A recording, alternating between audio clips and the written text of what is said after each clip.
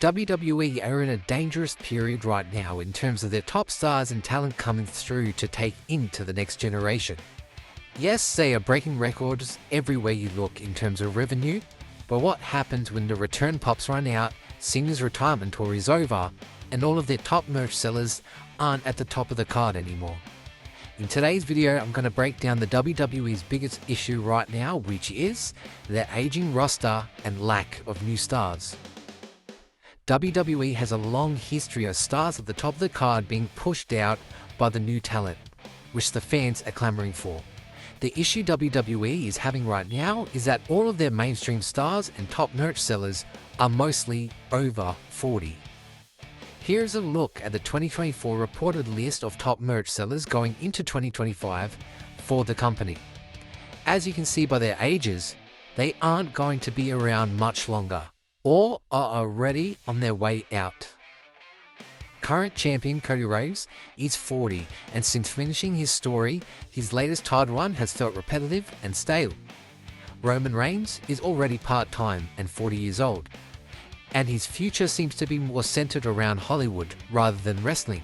His time carrying the company as a full-time talent is most likely over. CM Punk is 46, and although he's a fan favorite, he hasn't got much longer left in him, and he's already unathletic and slow in the ring visually. Jey Uso is 40, and outside of his fun entrance, WWE tried to make him the man, and it didn't work. It looks like he's back to tagging with his brother Jimmy. LA Knight is nearly 43, and they have already lost the opportunity to strike while he was the hottest in 2023 and 24. He obviously isn't the guy they want to be the face of the company. Damian Priest is 43 and had his run as champion, which felt like more of a reward for his hard work and getting over with the fans, alongside Rhea Ripley and the Judgment Day. It doesn't seem like he's going to be at the top of the card anytime soon.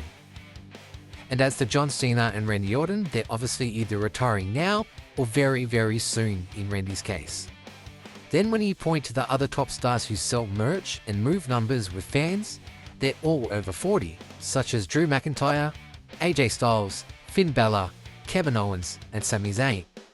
The only shining light is in the women's division and the side of the card, with Rhea and Liv always at the top of the merch list and in the title scene that can carry the division for the next 10 years, along with up-and-coming stars like Roxanne Perez, Stephanie Belair, Sol Ruka, and established stars like Bianca Belair and Tiffany Stratton.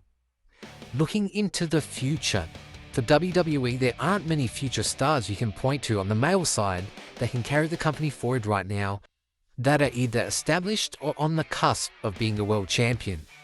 The obvious one is Bron Breakker, who could absolutely be the next superstar. Other candidates like Dominic Mysterio can translate into the mainstream, but other wrestlers like Solo and Jacob Fatu, although they are established stars and entering their primes, they aren't as cut and dry as WWE would like to be the next face.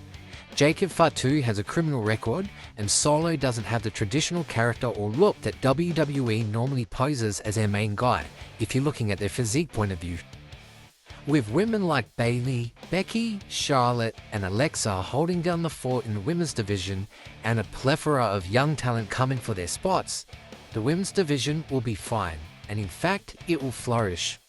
The men's division, on the other hand, either need to start building better creative for younger talent like Carmelo Hayes, Austin Theory, Ludwig Kaiser, and the Creed brothers, amongst other talent, or go out and sign some new, ready-made young talent that they can build off quickly.